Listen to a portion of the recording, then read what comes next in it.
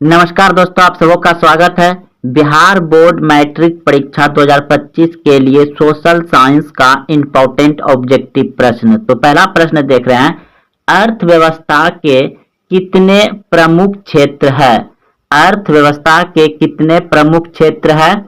आपके सामने ऑप्शन दिया गया है। Option A 1, option B 2, option C 3, option D 4।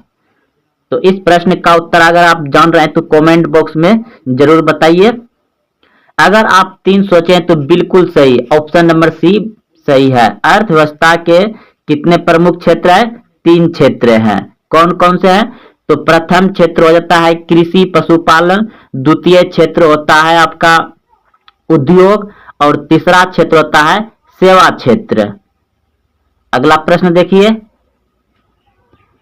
निम्न में कौन से देश में मिश्रित अर्थव्यवस्था है? निम्न में कौन से देश में मिश्रित अर्थव्यवस्था है? मिश्रित अर्थव्यवस्था है भारत में। ऑप्शन नंबर सी सही है।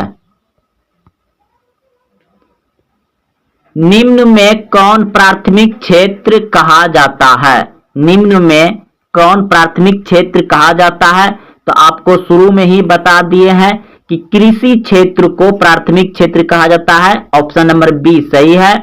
सेवा क्षेत्र को कहा जाता है तृतीय क्षेत्र और औद्योगिक क्षेत्र को कहा जाता है द्वितीय क्षेत्र।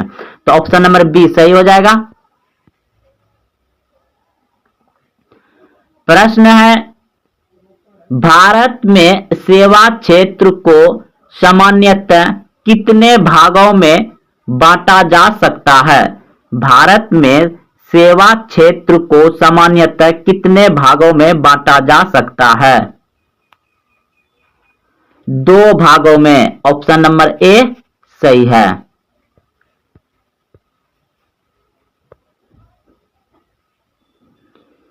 प्रश्न है, योजना आयोग को भांग कर कौन सा आयोग बना? योजना आयोग को भांग कर कौन सा आयोग बना? ऑप्शन नंबर ए सही है, नीति आयोग बना। भारत में योजना आयोग का गठन कब किया गया था? भारत में योजना आयोग का गठन कब किया गया था? देखिए, ये प्रश्न लगातार 2011 में पूछा गया है, फिर 17, 19, 21 लगातार पूछा गया है बिहार बोर्ड मैट्रिक परीक्षा सामाजिक विज्ञान में। तो प्रश्न को आप समझ गए कि भारत में योजना आयोग का गठन कब किया गया था? 15 मार्च 1950। ऑप्शन नंबर ए सही है। 15 मार्च 1950 को योजना आयोग का गठन किया गया था। योजना आयोग को भंग करके नीति आयोग बनाया गया है। अगला प्रश्न है, नीति या योजना आयोग का अध्यक्ष कौन होता है? नीति आयोग का अध्यक्ष या योजना आयोग का अध्यक्ष कौन होता है? तो प्रधानमंत्री। ऑप्शन नंबर सी सही है। जो जिस समय का प्रधानमंत्री बनेगा वह उस समय का योजना आयोग या नीति आयोग का क्या होगा? अध्यक्ष बनेगा। भारत में नीति आयोग यानी योजना आयोग के स्थान पर जो नीति आयोग बना उसका स्थापना कब हुआ?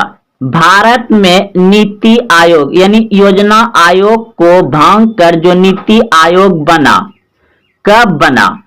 नीति आयोग की स्थापना हुई 1 जनवरी 2015 को, यानी कि योजना आयोग को 1 जनवरी 2015 को भांग करके उसी दिन नीति आयोग बनाया गया।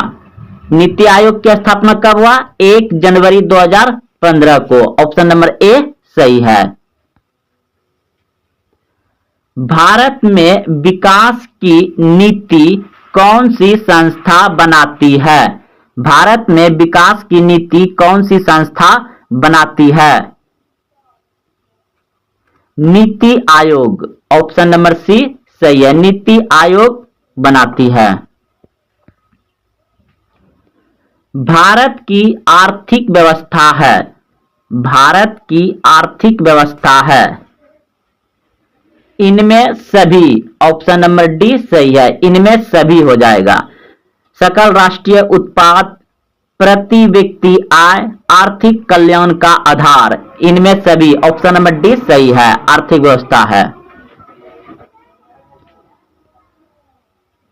भारत की आर्थिक व्यवस्था है, तो भारत की आर्थिक व्यवस्था है, यह प्रश्न हो चुका है, यानी कैसा है भारत का आर्थिक व्यवस्था? मिश्रित, ऑप्शन नंबर सी सही है। अगला प्रश्न है, वर्तमान समय में आर्थिक विकास में किस क्षेत्र का योगदान सर्वाधिक है? वर्तमान समय में आर्थिक विकास में किस क्षेत्र का योगदान सर्वाधिक है? तो सेवा क्षेत्र, ऑप्शन नंबर सी सही है, सेवा क्षेत्र का भारत देश में सर्वाधिक योगदान है।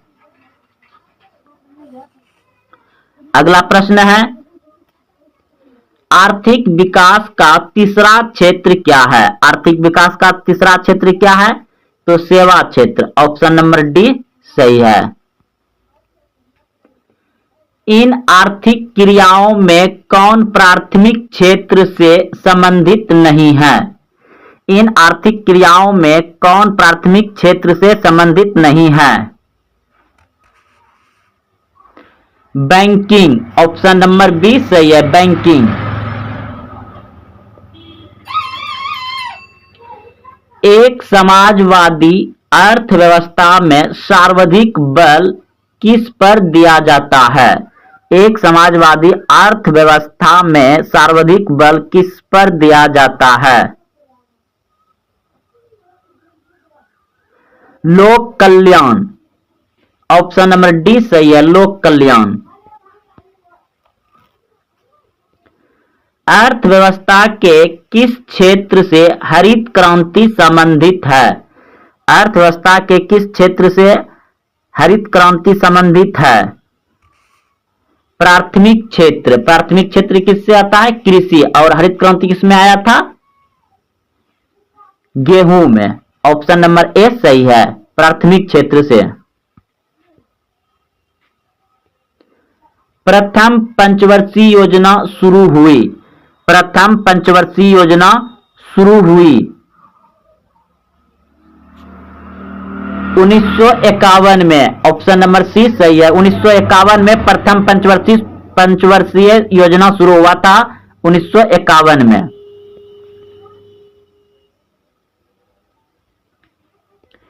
ग्यारहवीं पंचवर्षीय योजना की अवधि क्या है? 11वीं पंचवर्षीय योजना की अवधि क्या है? 2007 से 12, 2007 से 12, ऑप्शन नंबर डी सही है। 11वीं पंचवर्षीय कब हुआ था? 2007 से 12। और पहला कब था? पहला 1951 में, पहला पंचवर्षीय योजना 1951 में। और 11वीं कब हुआ? 2007, 2007 से 12 तक।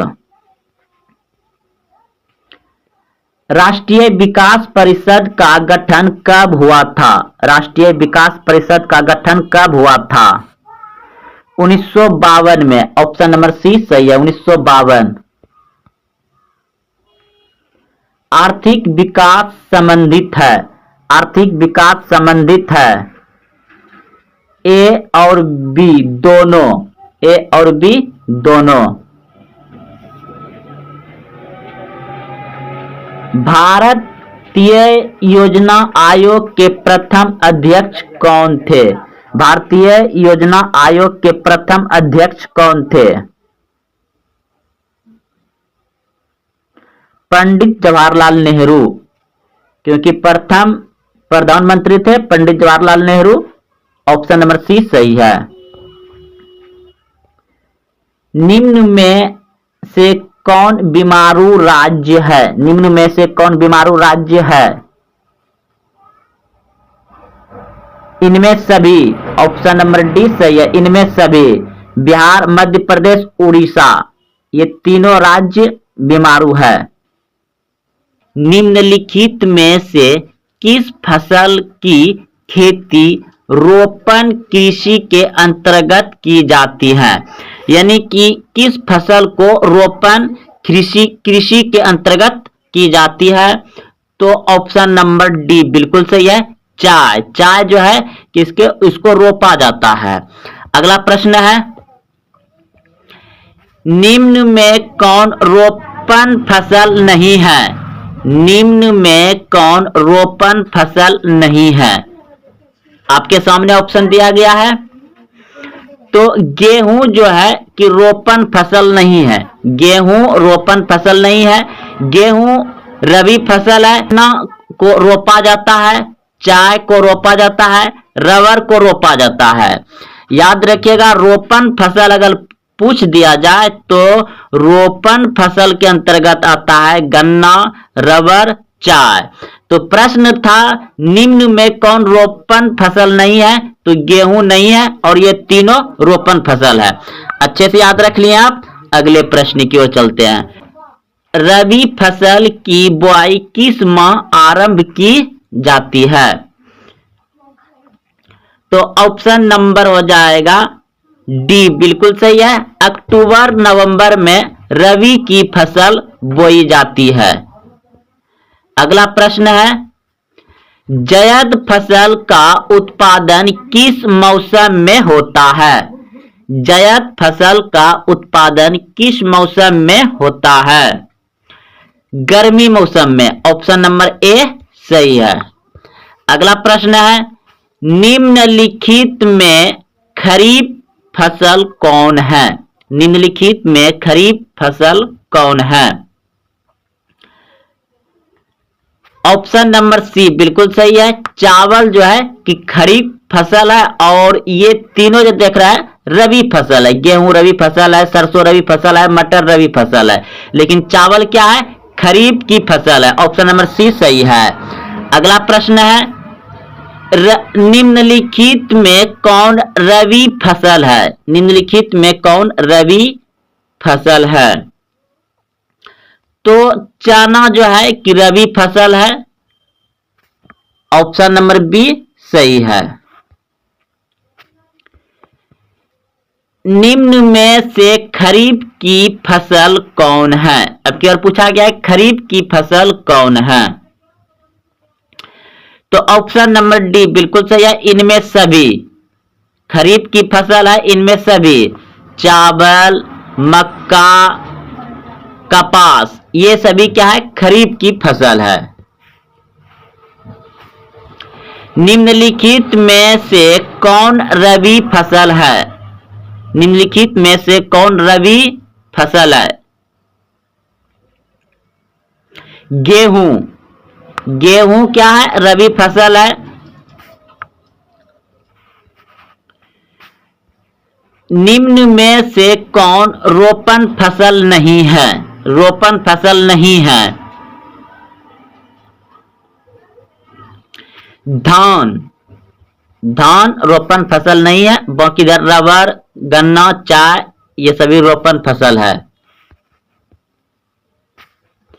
भारत की प्रमुख खाद्य फसल कौन है? भारत की प्रमुख खाद्य फसल कौन है? धान यानी चावल। भारत में सबसे ज्यादा चावल खाया जाता है, धान। ऑप्शन नंबर डी सही है। चावल है। चावल है खरीफ की फसल। ऑप्शन नंबर ए सही है। खरीफ की फसल। चावल क्या है? खरीफ की फसल है। भारत में धान की खेती सबसे अधिक कहां होती है? भारत में धान की खेती सबसे अधिक कहां होती है? पश्चिम बंगाल। ऑप्शन नंबर ए सही है। पश्चिम बंगाल में सबसे ज्यादा धान की खेती होती है। किस राज्य में धान के सिंचित क्षेत्र अधिक मिलते हैं? किस राज्य में धान के सिंचित क्षेत्र अधिक मिलते हैं?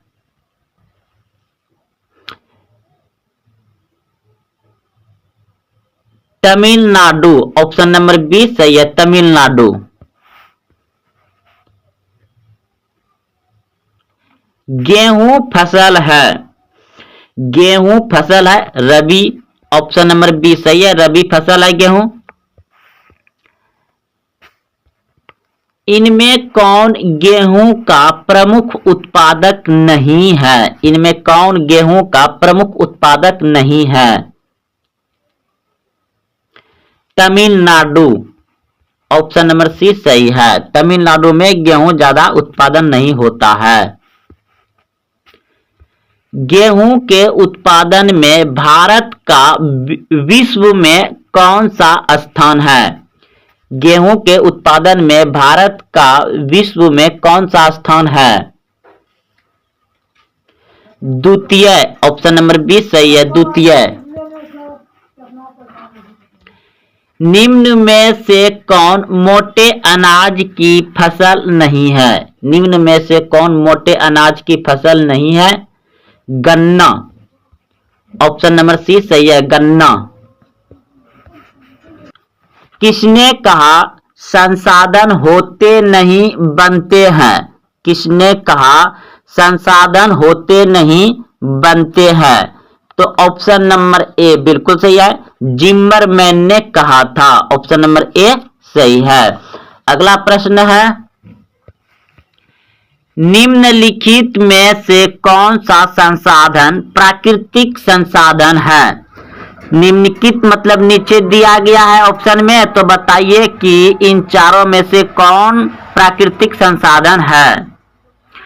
भूमि, भवन, मानव की योग्यता। तो भूमि हो जाएगा, यानी कि मिट्टी, भूमि। ऑप्शन नंबर ए सही है, प्राकृतिक है। भवन तो मानव के द्वारा बनाया गया है, कि मानव की योग्यता, तो ये भी नहीं होगा। तो प्राकृतिक क्या है? भूमि। ऑप्शन नंबर ए सही है। निम्नलिखित में से कौन प्राकृतिक संसाधन नहीं है? बोल रहा है कि इसमें से कौन प्राकृतिक संसाधन नहीं है चारों में से। तो नदियां क्या हो जाएगा? नदियां ये प्राकृतिक संसाधन हो जाएगा। वन भी प्राकृतिक संसाधन हो जाएगा, और खनिज भी प्राकृतिक संसाधन हो जाएगा। यहां पे पूछा है प्राकृतिक संसाधन नहीं है, तो नगर जो है कि प्राकृतिक संसाधन नहीं है, क्योंकि नगर जो है कि मानव के द्वारा बसाया गया है। ऑप्शन नंबर सी सही हो जाएगा। सौर ऊर्जा निम्नलिखित में से कौन सा संसाधन है? सौर ऊर्जा निम्नलिखित में से कौन सा संसाधन है? नवीकरणीय। ऑप्शन नंबर बी सही है, नवीकरणीय। कौन सा ऊर्जा स्रोत अनवीकरणीय है? कौन सा ऊर्जा स्रोत अनवीकरणीय है? कोयला। ऑप्शन नंबर सी सही है, कोयला। अगला प्रश्न है, पुरानी जलोढ़ मिट्टी को क्या कहा जाता है? पुरानी जलोढ़ मिट्टी को क्या कहा जाता है? तो बांगर कहा जाता है। ऑप्शन नंबर ए सही है। अगला प्रश्न है, जलोढ़ मिट्टी में कौन सा तत्व प्रचुर मात्रा में पाया जाता है? जलोढ़ मिट्टी में कौन सा तत्व प्रचुर मात्रा में पाया जाता है? तो ऑप्शन नंबर ए बिल्कुल सही है, पोटास। भारत की सबसे उपजाऊ मिट्टी है। भारत की सबसे उपजाऊ मिट्टी है जलोढ़ मिट्टी। ऑप्शन नंबर बी सही है। काली मिट्टी उपयुक्त है। काली मिट्टी उपयुक्त है कपास के लिए। ऑप्शन नंबर ए सही है। इनमें से किस राज्य में काली मृदा पाई जाती है? इनमें से किस राज्य में काली मिट्टी पाई जाती है? महाराष्ट्र में। ऑप्शन नंबर डी सही है। महाराष्ट्र में सबसे ज्यादा काली मिट्टी पाया जाता है। काली मिट्टी का दूसरा नाम क्या है? काली मिट्टी का दूसरा नाम क्या है? रेगुर मृदा। रेगुर मृदा यानी रेगुर मृदा। ऑप्शन नंबर बी सही है। लेटेराइट मृदा का रंग होता है। लेटेराइट मृदा का रंग होता है लाल। ऑप्शन नंबर बी सही है, लाल। मरुस्थलीय मृदा का विस्तार निम्न में कहां है? मरुस्थलीय मृदा का विस्तार निम्न में कहां है? राजस्थान, ऑप्शन नंबर बी सही है, राजस्थान में। मृदा का विस्तार निम्न में से कहां है? उत्तर प्रदेश, उत्तर प्रदेश। भारत में चरगाह के अंतर्गत कितनी भूमि है? भारत में चरगाह के अंतर्गत कितनी भूमि है? 4.71%, यानी कि 4.71%। पंजाब में भूमि नवीकरण का मुख्य कारण है? पंजाब में भूमि नवीकरण का मुख्य कारण है अधिक सिंचाई, ऑप्शन नंबर डी सही है, अधिक सिंचाई। भारत किस गोलार्ध में स्थित है? भारत किस गोलार्ध में स्थित है? भारत उत्तरी गोलार्ध में स्थित है, ऑप्शन नंबर ए सही है। भारत का सर्वोच्च पर्वत शिखर है? भारत का सर्वोच्च पर्वत शिखर है गाइडविन आइस्टीन, ऑप्शन नंबर ए सही है। हिमालय के सर्वोच्च शिखर माउंट एवरेस्ट की ऊंचाई कितनी है? हिमालय के सर्वोच्च शिखर माउंट एवरेस्ट की ऊंचाई कितनी है?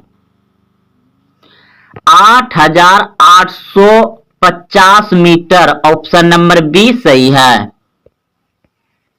नथुला दर्रा किस राज्य में स्थित है? नथुला दर्रा किस राज्य में स्थित है? ऑप्शन सी बिल्कुल सही है, सिक्किम में। नथुला दर्रा किस राज्य में है? सिक्किम में, ऑप्शन नंबर सी सही है। जोजिला दर्रा किस राज्य में स्थित है? जोजिला दर्रा किस राज्य में स्थित है? Jammu Kashmir, option number B सही है, जम्मू कश्मीर। निम्नलिखित में से कौन सी नदी बंगाल का शोक कहलाती है? निम्नलिखित में से कौन सी नदी बंगाल का शोक कहलाती है? दामोदर, ऑप्शन नंबर डी सही है, दामोदर नदी। भारत की सबसे बड़ी वह नदी, यानी कि बहने वाली नदी, भारत की सबसे बड़ी वह नदी यानी बहने वाली नदी है गंगा, ऑप्शन नंबर सी सही है, गंगा नदी। निम्नलिखित में से कौन सा शहर गंगा नदी के तट पर स्थित नहीं है? निम्नलिखित में से कौन सा शहर गंगा नदी के तट पर स्थित नहीं है? निम्नलिखित यानी नीचे जो ऑप्शन में दिया गया है, इन चारों में से कौन सा शहर गंगा नदी के तट पर नहीं है? दिल्ली, ऑप्शन नंबर डी सही है, दिल्ली नहीं है, बाकी सभी गंगा नदी, पटना गंगा नदी पर है, कानपुर गंगा नदी पर, वाराणसी गंगा नदी पर है, लेकिन दिल्ली नहीं है, दिल्ली यमुना नदी पर है। अगला प्रश्न देखिए, आगरा किस नदी के किनारे स्थित है? आगरा किस नदी के किनारे स्थित है? आगरा भी यमुना नदी के किनारे स्थित है, ऑप्शन नंबर सी सही है। सूरत किस नदी के तट पर स्थित है? तो ताप्ती नदी पर, ऑप्शन नंबर बी सही है। प्रश्न है जमशेदपुर किस नदी के तट पर स्थित है? जमशेदपुर किस नदी के तट पर स्थित है? तो गोमती नदी, ऑप्शन नंबर ए सही है। नासिक किस नदी के तट पर स्थित है? नासिक किस नदी के तट पर स्थित है? गोदावरी, ऑप्शन नंबर बी सही है, गोदावरी नदी पर नासिक स्थित है। भारत का सबसे ऊंचा बांध कौन सा है? भारत का सबसे ऊंचा बांध कौन सा है? भाखड़ा बांध है, भारत का सबसे ऊंचा बांध भाखड़ा बांध, ऑप्शन नंबर बी सही है। भारत का सबसे लंबा बांध कौन सा है? भारत का सबसे लंबा बांध है हीराकुंड बांध। ऑप्शन नंबर सी सही है। टिहरी बांध किस राज्य में है? टिहरी बांध किस राज्य में है? उत्तराखंड में। ऑप्शन नंबर सी सही है, उत्तराखंड में। हीराकुंड बांध किस राज्य में है? हीराकुंड बांध किस राज्य में है? उड़ीसा में। ऑप्शन नंबर ए सही है, उड़ीसा। अल्मिट बांध किस राज्य में है? अल्मिट बांध किस राज्य में है? कर्नाटक। ऑप्शन नंबर सी सही है, कर्नाटक में। अल्मिट बांध किस नदी पर बना है? कृष्ण नदी पर। ऑप्शन नंबर डी सही है।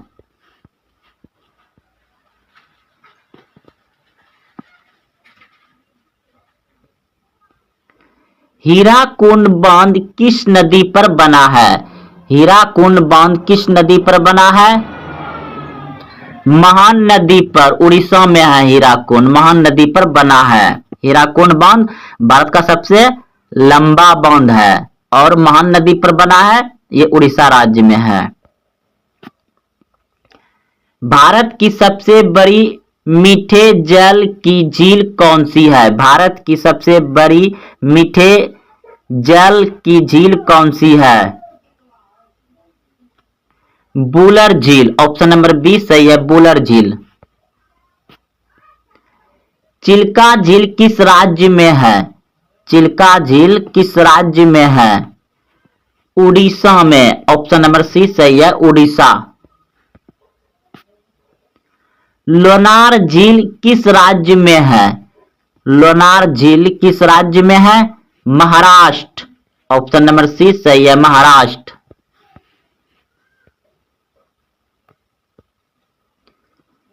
भारत का सबसे ऊंचा जलप्रपात जोग या गरचप्पा जलप्रपात किस राज्य में है? कर्नाटक। ऑप्शन नंबर ए सही है, कर्नाटक। शिव समुद्रम जलप्रपात किस नदी पर है? शिव समुद्रम जलप्रपात किस नदी पर है? कावेरी नदी। ऑप्शन नंबर डी सही है, कावेरी नदी।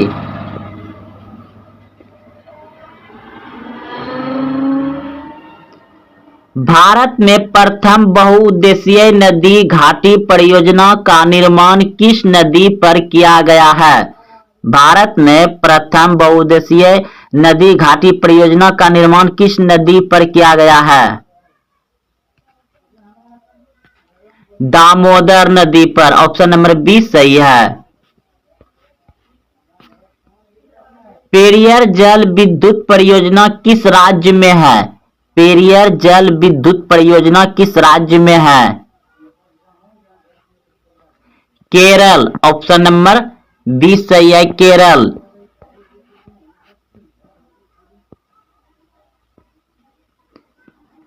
सरदार सरोवर परियोजना किस नदी पर है? सरदार सरोवर परियोजना किस नदी पर है? नर्मदा नदी। ऑप्शन नंबर सी सही है, नर्मदा नदी। सलालाल परियोजना स्थित है। सलाल परियोजना स्थित है जम्मू कश्मीर में। ऑप्शन नंबर बी सही है, जम्मू कश्मीर। भाखड़ा नांगल एक संयुक्त परियोजना है। भाखड़ा नांगल एक संयुक्त परियोजना है। भाखड़ा नांगल सबसे ऊंचा बांध है और ये पंजाब यानी कि हिमाचल प्रदेश, हरियाणा, पंजाब की है। ऑप्शन नंबर सी सही है। सासाराम नगर का विकास हुआ था। सासाराम नगर का विकास हुआ था मध्य युग में। ऑप्शन नंबर ए सही है। अगला प्रश्न है, महात्मा बुद्ध को ज्ञान की प्राप्ति कहाँ हुई? महात्मा बुद्ध को ज्ञान की प्राप्ति कहाँ हुई? बोध गया। ऑप्शन नंबर बी सही है, बोध गया में हुआ था। ऑप्शन नंबर बी सही है, बोध गया में महात्मा बुद्ध को ज्ञान की प्राप्ति हुआ था। अगला प्रश्न है, सिखों के 10वें और अंतिम गुरु श्री गोविंद सिंह का जन्म बिहार के किस नगर में हुआ था? सिखों के 10वें और अंतिम गुरु श्री गोविंद सिंह का जन्म बिहार के किस नगर में हुआ था? पटना। ऑप्शन नंबर सी सही है, पटना में हुआ था।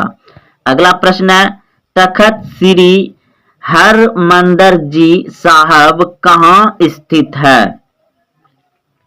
पटना। ऑप्शन नंबर ए सही है। अगला प्रश्न है, पटना में गोल घर किस उद्देश्य से बनाया गया था? पटना में गोल घर किस उद्देश्य से बनाया गया था? अनाज रखने के लिए। ऑप्शन नंबर सी सही है, पटना में गोल घर बनाया गया था अनाज रखने के लिए। ऑप्शन नंबर सी सही है। गोल घर का निर्माण कब हुआ? गोल घर का निर्माण कब हुआ?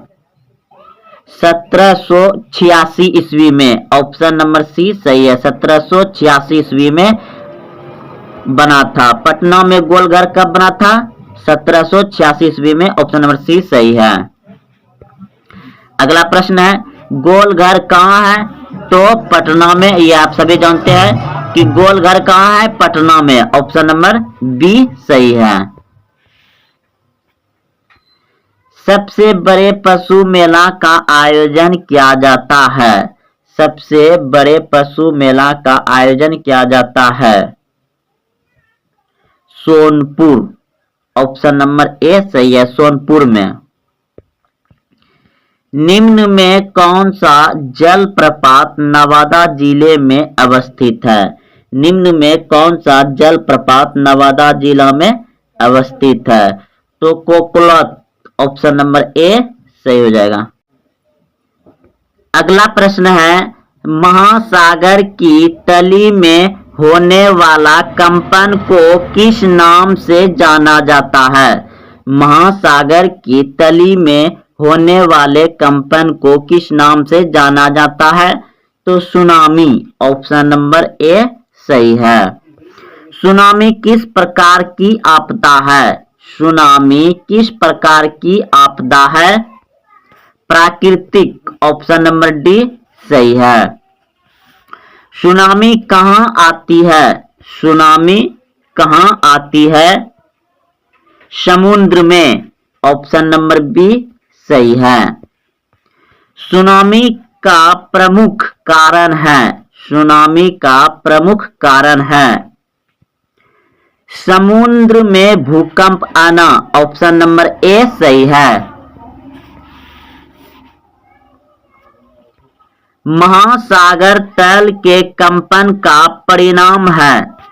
महासागर तल के कंपन का परिणाम है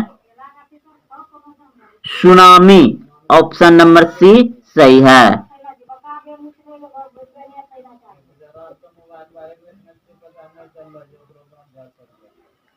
26 दिसंबर 2004 को विश्व के किस हिस्से में भयंकर सुनामी आया था? 26 दिसंबर 2004 को विश्व के किस हिस्से में भयंकर सुनामी आया था? बंगाल की खाड़ी में। ऑप्शन नंबर डी सही है, बंगाल की खाड़ी।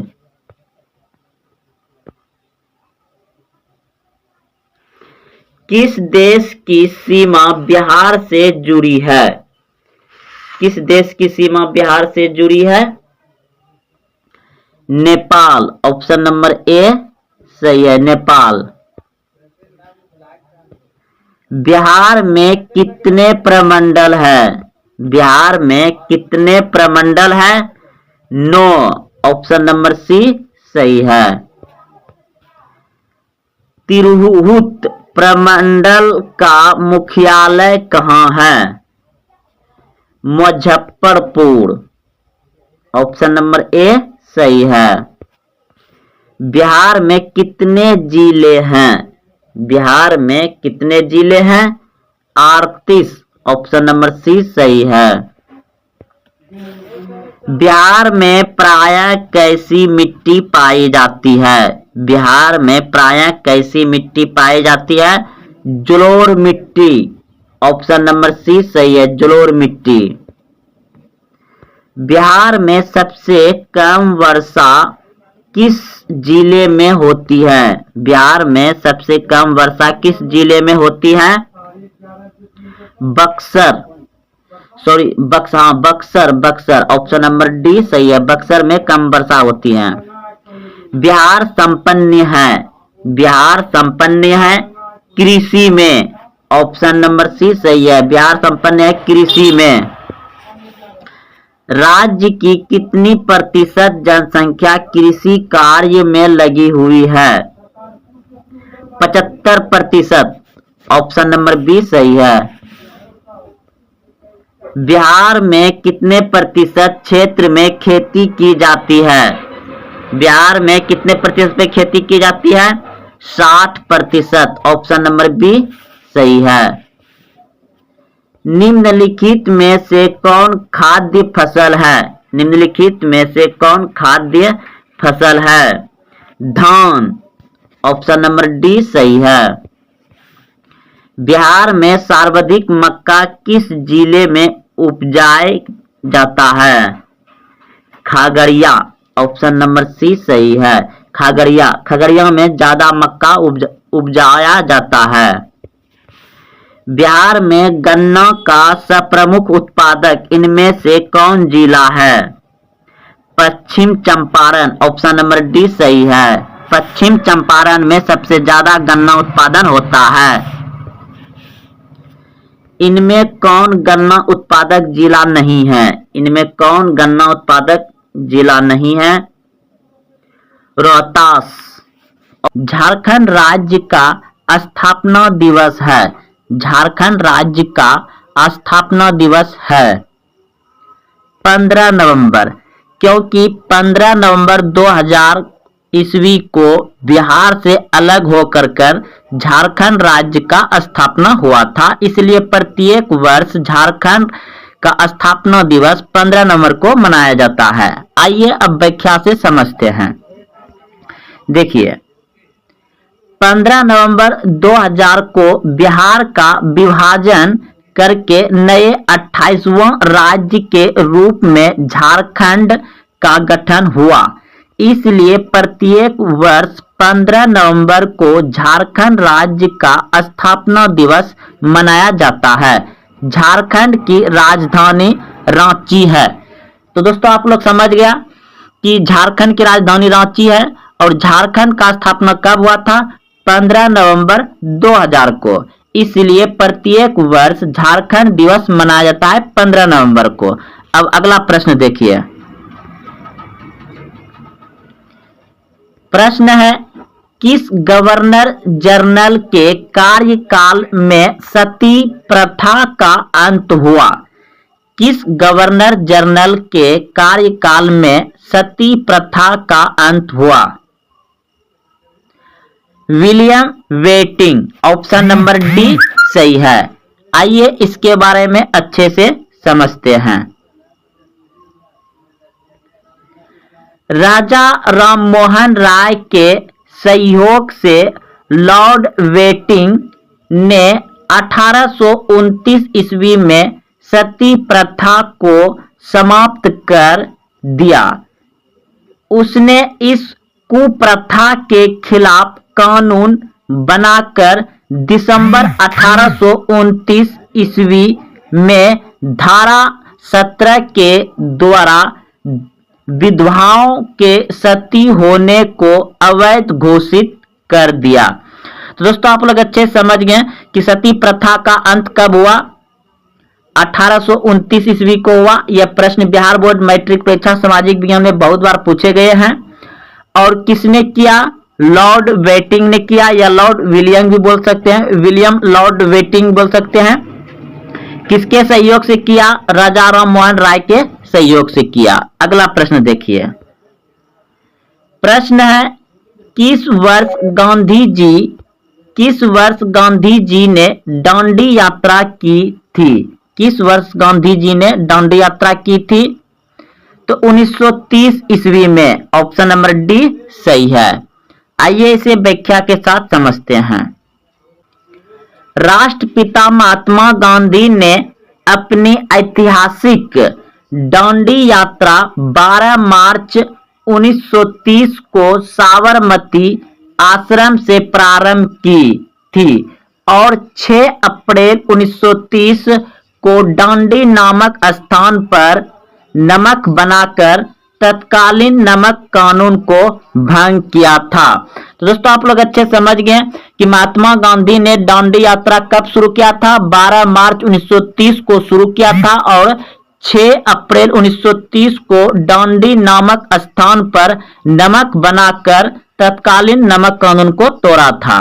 अब अगला प्रश्न देखिए। प्रश्न है, हीराकुंड बांध नदी पर बना है। हीराकुंड बांध महान नदी पर बना है उड़ीसा राज्य में। ऑप्शन नंबर बी सही हो जाएगा। हीराकुंड बांध कहां है? महान नदी पर। ऑप्शन नंबर बी सही है। आइए इसे अच्छे से समझते हैं। भारत का सबसे लंबा बांध हीराकुंड बांध है। यह महान नदी पर उड़ीसा राज्य में स्थित है। तो भारत का सबसे लंबा बांध हीराकुंड बांध है और यह महान नदी पर बना है और उड़ीसा राज्य में है। निम्नलिखित बांधों में सबसे अधिक लंबा बांध कौन सा है?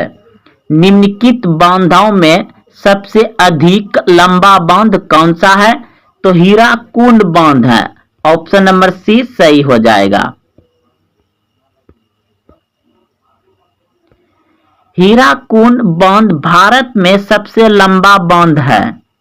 यह महान नदी पर उड़ीसा में स्थित है।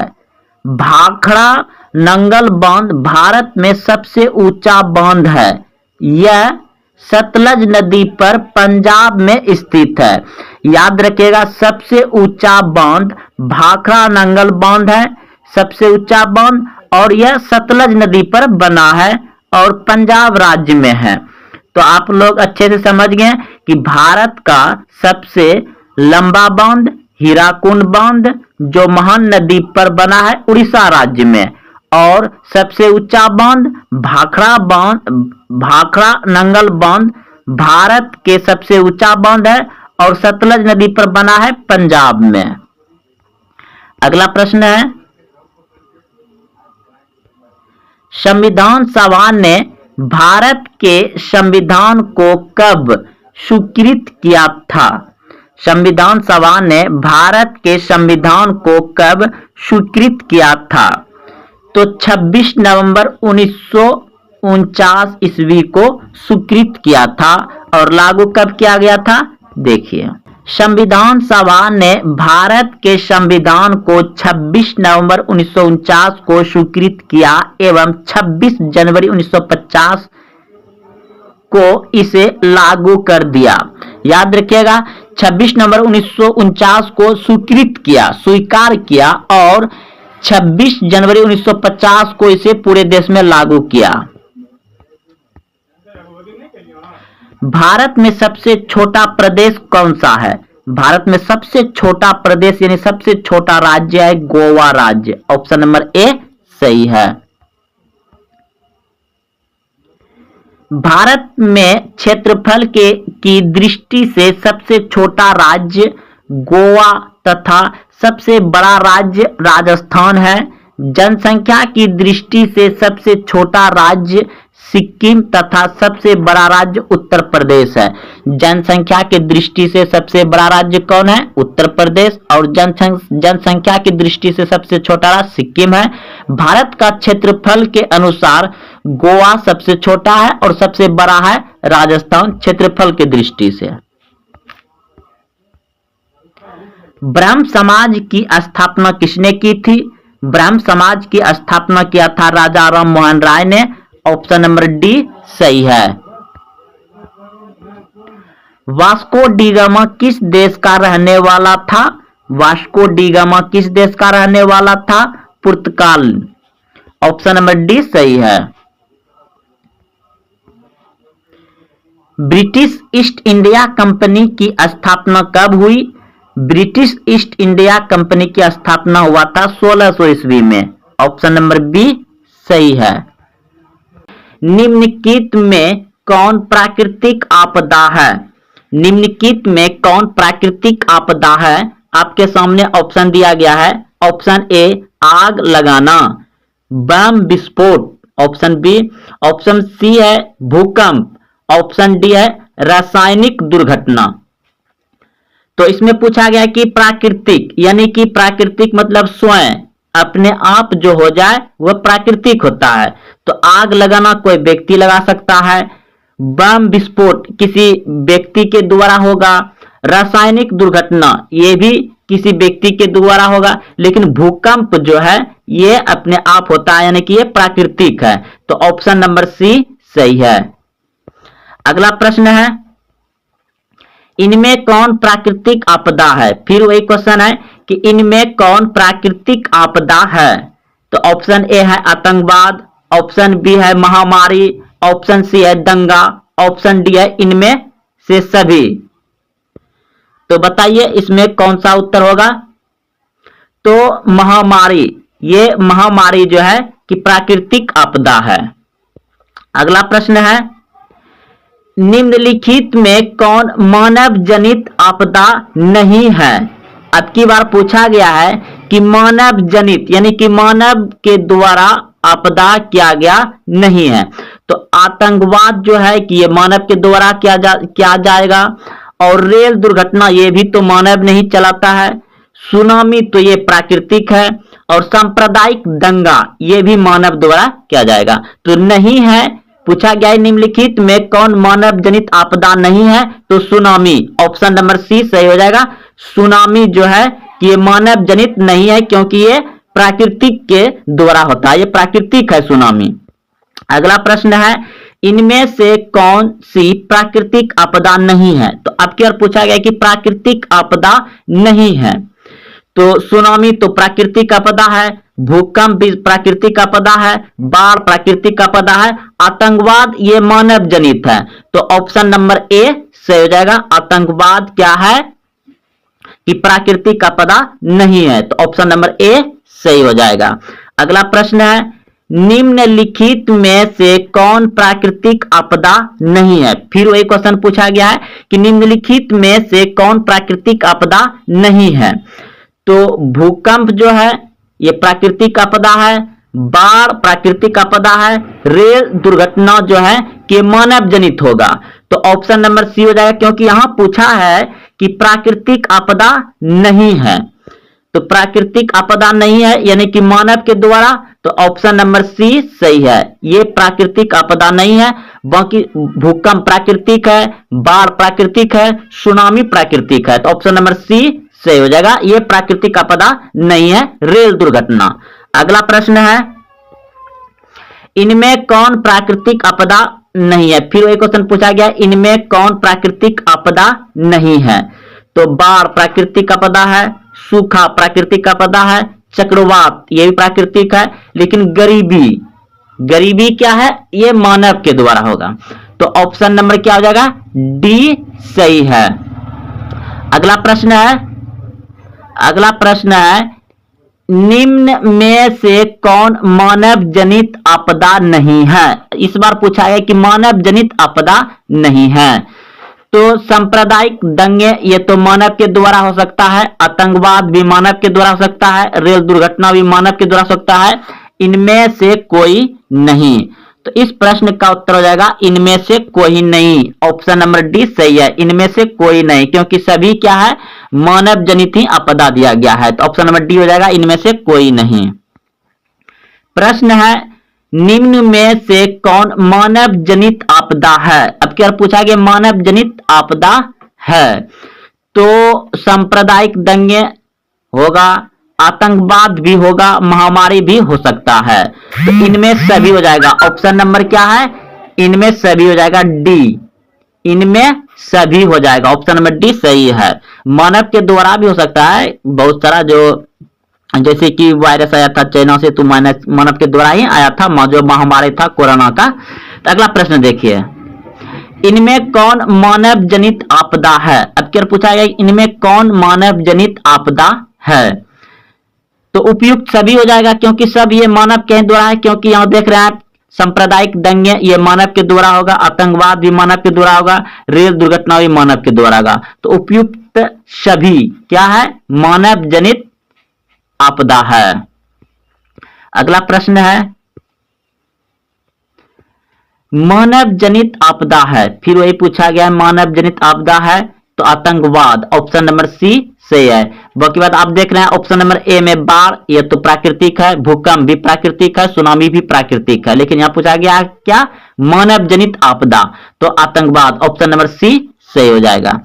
अगला प्रश्न है, भोपाल गैस त्रासदी किस प्रकार का आपदा थी? तो भोपाल गैस त्रासदी किस प्रकार की आपदा थी? तो यह हो जाएगा आपका मानव जनित, क्योंकि भोपाल गैस जो एक कंपनी था वहां पे मानव के द्वारा मिस्टेक से हुआ था, तो मानव हो जाएगा। तो ऑप्शन नंबर क्या हो जाएगा इसमें? ए बिल्कुल सही है, मानव जनित आपदा था, गैस छूट गया था बहुत बड़ा। अगला प्रश्न देखिए, कितने प्रतिशत कम वर्षा होने पर किसी क्षेत्र को सूखा घोषित कर दिया जाता है?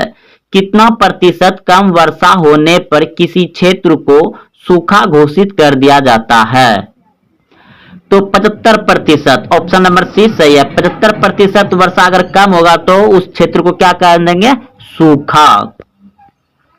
अगला प्रश्न है, बिहार की किस नदी को शोक कहा जाता है? प्रश्न है, बिहार की किस नदी को बिहार का शोक कहा जाता है? शोक कहा जाता है, तो आप सभी जानते होंगे कोसी नदी को बिहार का शोक कहा जाता है, क्योंकि कोसी नदी में बाढ़ आने के कारण बहुत सारा जान माल खेती गृहस्थी की हानि होती है, इसी कारण आदमी शोक में डूब जाता है। तो ऑप्शन नंबर बी सही हो जाएगा। अगला प्रश्न है, 1999 का भयंकर चक्रवात किस राज्य में आया था? 1999 का भयंकर चक्रवात किस राज्य में आया था? तो उड़ीसा, ऑप्शन नंबर ए सही है। उड़ीसा में 1999 में भयंकर चक्रवात आया था। अगला प्रश्न है, बिहार में विनाशकारी भूकंप कब आया था? बिहार में विनाशकारी भूकंप कब आया था? यह प्रश्न बहुत बार पूछा जाता है और पूछा भी गया है। 1934 में बिहार में विनाशकारी भूकंप कब आया था? 1934 में, ऑप्शन नंबर बी सही है। अगला प्रश्न है, भारत का विनाशकारी चक्रवात किस वर्ष आया था? भारत का विनाशकारी चक्रवात किस वर्ष आया था? तो ऑप्शन नंबर जो हो जाएगा ए, 29 अक्टूबर 1999 में, 29 अक्टूबर 1999 में। अगला प्रश्न देखिए, पश्चिम बंगाल की शोक किस नदी को कहा जाता है? पश्चिम बंगाल की शोक किस नदी को कहा जाता है? दामोदर नदी को, दामोदर नदी को कहा जाता है, ऑप्शन नंबर बी सही है। पश्चिम बंगाल की शोक किस नदी को कहा जाता है? दामोदर नदी को। अगला प्रश्न है, भारत में अत्यंत विनाशकारी भूकंप आया था। भारत में अत्यंत विनाशकारी भूकंप आया था, तो ऑप्शन नंबर ए बिल्कुल सही है, 1934 में। इसमें सर्वाधिक आपदाग्रस्त राज्य कौन है? यानी कि सबसे ज्यादा आपदाग्रस्त राज्य कौन है? बिहार, ऑप्शन नंबर ए सही है, सबसे ज्यादा आपदाग्रस्त है बिहार। अगला प्रश्न है, बाढ़ क्या है? तो प्राकृतिक आपदा है, ऑप्शन नंबर ए सही है। अगला प्रश्न है, नदियों में बाढ़ आने का प्रमुख कारण क्या है? नदियों में बाढ़ आने का प्रमुख कारण क्या है? तो उपयुक्त सभी हो जाएगा, उपयुक्त सभी हो जाएगा। जल की अधिकता, नदी के तली में अवसाद का जमाव, वर्षा की अधिकता और उपयुक्त सभी, इसमें सभी हो जाएगा। नदियों में बाढ़ आने का कारण क्या है? उपयुक्त सभी। अगला प्रश्न है, बाढ़ से सबसे अधिक हानि होती है, बाढ़ से सबसे अधिक हानि होती है। तो उपयुक्त सभी हो जाएगा। फसलों की यानी कि खेती का होता है, पशुओं का होता है, भवन का होता है, घर मकान का। उपयुक्त सभी ऑप्शन नंबर डी सही हो जाएगा। कुशहा तटबंध किस नदी पर है? कोसी नदी पर, ऑप्शन नंबर ए सही है। किस देश को बाढ़ का देश कहा जाता है? किस देश को बाढ़ का देश कहा जाता है? तो बांग्लादेश को, ऑप्शन नंबर बी सही है। बांग्लादेश को बाढ़ का देश कहा जाता है। निम्नलिखित प्रबंधन हेतु निर्माण कार्य में से कौन बाढ़ नियंत्रण में सहायक हो सकता है? तो बांध, ऑप्शन नंबर सी सही है, बांध। जर्मन राइन राज्य का निर्माण किसने किया था? जर्मन राइन राज्य का निर्माण किसने किया था? आपके सामने ऑप्शन दिया गया है। ऑप्शन नंबर बी बिल्कुल सही है, नेपोलियन बोनापार्ट ने जर्मन राइन राज्य का निर्माण किया था। अगला प्रश्न है, रक्त एवं लौह की नीति का अवलंबन किसने किया था? रक्त एवं लौह की नीति का अवलंबन किसने किया था? बिस्मार्क ने, ऑप्शन नंबर सी सही है। फ्रैंकफर्ट की संधि कब हुई? 1871 ईस्वी में, ऑप्शन नंबर डी सही है। सेडोन युद्ध कब हुआ? सेडोन का युद्ध कब हुआ था? 1870 ईस्वी में, ऑप्शन नंबर बी सही है। जर्मनी के एकीकरण का प्रमुख वास्तुकार कौन था? जर्मनी के एकीकरण का प्रमुख वास्तुकार कौन था? बिस्मार्क, ऑप्शन नंबर डी सही है। 1871 में कौन सी संधि हुई थी? तो अभी तुरंत आप सभी पढ़े हैं कि 1871 में कौन सी संधि हुई थी?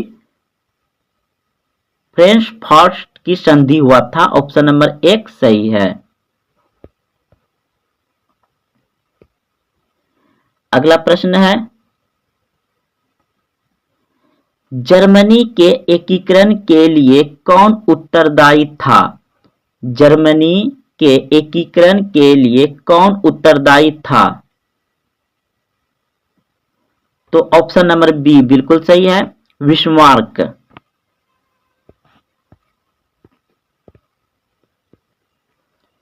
प्रश्न है, वैज्ञानिक समाजवाद की अवधारणा का प्रतिपादन किसने किया?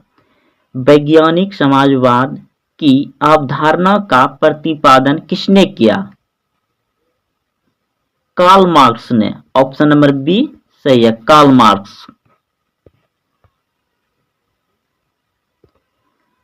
दास कैपिटल का प्रकाशन किस वर्ष हुआ था? दास कैपिटल एक बुक है, उसका प्रकाशन किस वर्ष हुआ था? 1867 ईस्वी में, ऑप्शन नंबर सी सही है, 1867 ईस्वी में। समाजवादियों की बाइबिल किसे कहा जाता है? समाजवादियों की बाइबिल किसे कहा जाता है? Das Kapital, option number B सही हो जाएगा।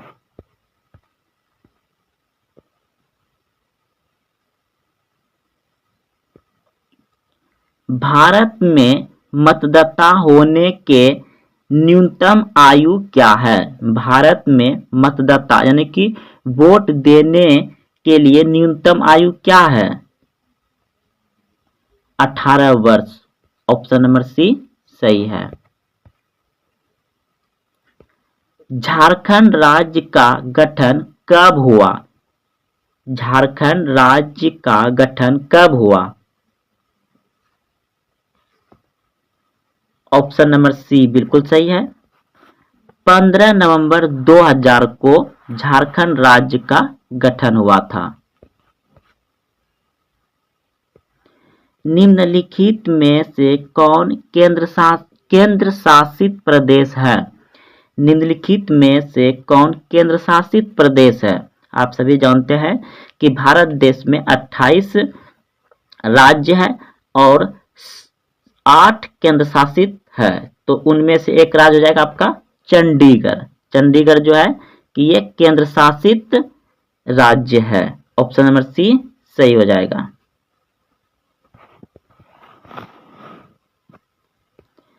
इनमें कौन राज्य की विशेषता नहीं है? इनमें कौन राज्य की विशेषता नहीं है?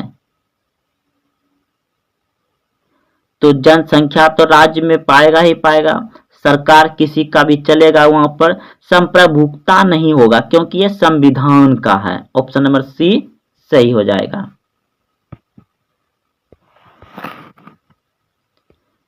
भारत में संविधान के 8वीं अनुसूची के अनुसार कितनी भाषा को मान्यता प्राप्त है? भारत में संविधान के 8वीं सूची के अनुसार कितनी भाषा को मान्यता प्राप्त है? सी, ऑप्शन नंबर सी बिल्कुल सही है, 22 भाषा। भारतीय संविधान के किस अनुसूची में भाषाओं को रखा गया है? अभी तुरंत पढ़े हैं, 8वीं अनुसूची में। ऑप्शन नंबर डी सही हो जाएगा। भारतीय संविधान में किस शब्द का उल्लेख नहीं है? भारतीय संविधान में किस शब्द का उल्लेख नहीं है? हम भारत के लोग हैं, यह तो है। मौलिक अधिकार ये भी है, मौलिक कर्तव्य ये भी है, तो ऑप्शन नंबर बी सही हो जाएगा। यह शब्द जो है कि नहीं है। ऑप्शन नंबर बी सही हो जाएगा। भारतीय संविधान में कितनी भाषाओं को अनुसूचित भाषा का दर्जा प्राप्त है? तो ऑप्शन नंबर बी बिल्कुल सही है, 22 भाषा। अभी तुरंत पढ़े हैं।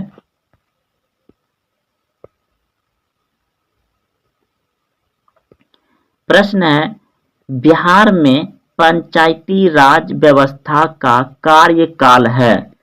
बिहार में पंचायती राज व्यवस्था का कार्यकाल है तो 5 वर्ष। ऑप्शन नंबर बी सही हो जाएगा। पटना नगर निगम के प्रधान को क्या कहा जाता है? पटना नगर निगम के प्रधान को क्या कहा जाता है? महापौर। ऑप्शन नंबर ए सही हो जाएगा। बिहार दिवस कब मनाया जाता है? बिहार दिवस कब मनाया जाता है? 22 मार्च। ऑप्शन नंबर बी सही है, 22 मार्च को बिहार दिवस मनाया जाता है। बलवंत राय मेहता समिति का संबंध इनमें से किससे है? बलवंत राय मेहता समिति का संबंध इनमें किससे है? पंचायती राज व्यवस्था से। ऑप्शन नंबर बी सही है। याद रखिएगा, बलवंत राय मेहता समिति किससे संबंधित है? पंचायती राज व्यवस्था से। ऑप्शन नंबर बी सही है। भारत में महिलाओं के लिए 50% आरक्षण की व्यवस्था निम्नलिखित में से किस संस्था में की गई है? यानी भारत में महिलाओं को 50% आरक्षण दिया, आरक्षण देने की छूट दिया है, तो कहां दिया गया है? ऑप्शन सी सही है, पंचायती राज व्यवस्था में। पंचायती राज व्यवस्था में। ग्राम पंचायत का कार्यकाल कितने वर्ष का होता है? ग्राम पंचायत का कार्यकाल कितने वर्ष का होता है? तो 5 वर्ष का। ऑप्शन नंबर बी सही है, 5 वर्ष का होता है। बिहार में कितने जिले हैं? बिहार में कितने जिले हैं? 38 जिला है। ऑप्शन नंबर डी सही है, 38 जिला। पंचायती राज संस्थाओं को संवैधानिक दर्जा किस संविधान संशोधन से प्राप्त है? यानी पंचायती राज संस्थाओं को संवैधानिक दर्जा किस संविधान संशोधन से प्राप्त है? यानी पंचायती राज में जो संविधान का जो कानून लागू होता है वह किस संशोधन से है? तो 73वां संविधान संशोधन से। 73वां संविधान संशोधन जो है कि पंचायती राज पर संविधान का दर्जा दिया गया है। अगला प्रश्न है, इंडिका पुस्तक के लेखक कौन है? इंडिका पुस्तक के लेखक कौन है? तो मेगास्थनीज। ऑप्शन नंबर ए सही है। तो दोस्तों यह आपका 27 प्रश्न था। इसमें आप पहले से कितने प्रश्न का उत्तर सही से जान रहे थे? कमेंट में बताइए जरूर। और हाँ, अभी तक चैनल को सब्सक्राइब नहीं किए तो चैनल को सब्सक्राइब करें और अपने दोस्तों में शेयर करें। फिर मिलते हैं अगले वीडियो में। जय हिंद, जय भारत।